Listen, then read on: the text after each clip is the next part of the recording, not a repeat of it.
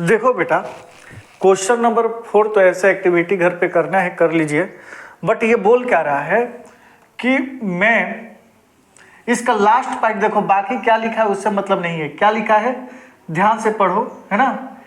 You will, मैं last में पढ़ रहा हूं, have created the point P1 P2 and Pn and join term, है ना, to create a beautiful spiral depicting √2 √3 √4।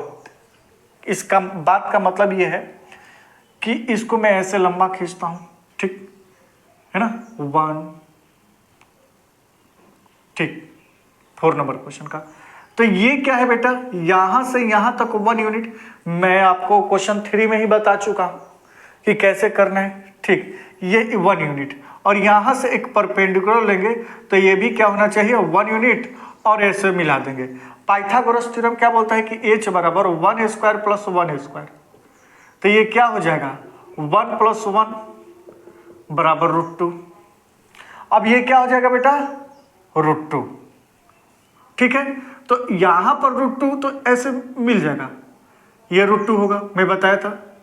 ऐसे कंपास लो और ऐसे कर दो, ये नंबर लाइन √2 होगा। लेकिन बोल रहा है कि जब इसी पर जैसे कि ये है P1 P2 ऐसे, तो इसी पर फिर से ये जो लाइन है, अब ये जो लाइन है, जैसे कि ये 1 यूनिट पे हम लोग 1 यूनिट का परपेंडिकुलर डाले थे। अब इस लाइन पर परपेंडिकुलर ड्रॉ करेंगे, इस लाइन पर परपेंडिकुलर ड्रॉ करेंगे।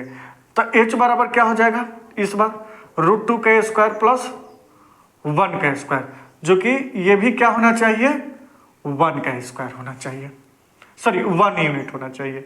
जैसे कि ये 1 यूनिट है, ये भी 1 यूनिट, ये 1 यूनिट, ये बेस 1 यूनिट, परपेंडिकुलर 1 यूनिट। अब इसमें क्या है कि अब ये √2 यूनिट हो गया बेस, परपेंडिकुलर 1 यूनिट।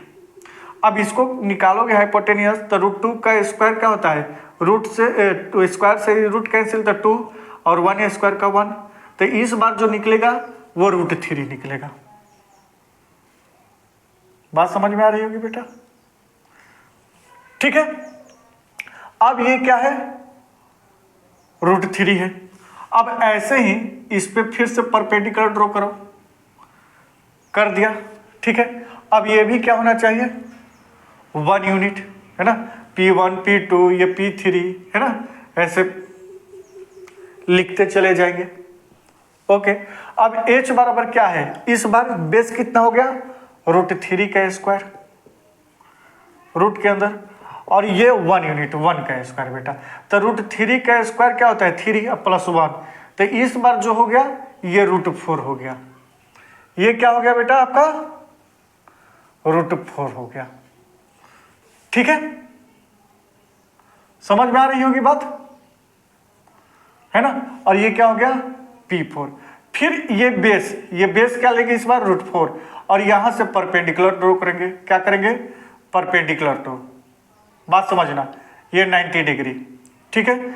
और यहां पर भी क्या लेना है 1 यूनिट ही लेना है। अब यहां से ये जो ड्रॉ करोगे तो ये √5 हो जाएगा। करके देख लो, है ना। मैं सारा चीज बताऊंगा। तो ये 4 + 1, तो ये √5 हुआ कि नहीं हुआ, √5 हुआ, ओके। और फिर से यहां से परपेंडिकुलर ड्रॉ करेंगे, जो कि क्या होना चाहिए फिर से 1 यूनिट होना चाहिए। ये तो अब √5 है।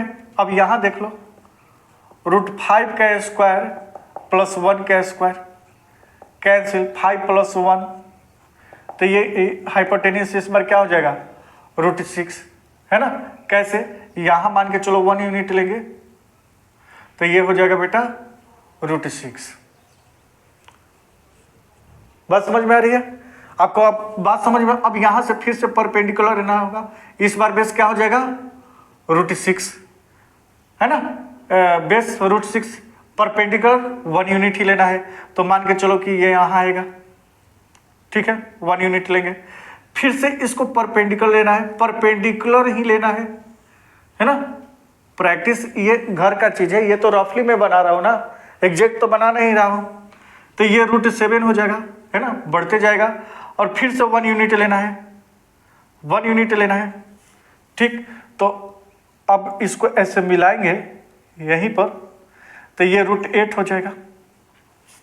फिर ऐसे यहाँ से परपेंडिकुलर लेना है बेटा, फिर बेस इस बार क्या है √8, यहाँ से फिर 1 यूनिट लेंगे और इसको ऐसे मिला देंगे, ठीक है। तो ये √9 हो जाएगा।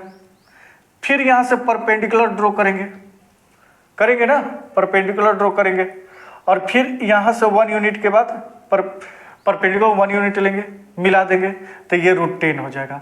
तो कहने का मतलब ये है कि अब ऐसे करते करते करते क्या हो जाएगा, एक स्पाइरल बन जाएगा। बात समझ लो ना, ये स्पाइरल एक्टिविटी है, आपको घर में करनी है, मैं रफली बता दिया, है ना। स्पाइरल आपको बना देना है, यानी कि 360 डिग्री ऐसे घूमकर फिर वापस वहीं पर चला जाएगा, ठीक है ना। तो ये 4th नंबर जो क्वेश्चन है, इसका बात का मतलब यही है और आप मेरे हिसाब से समझ गए होंगे।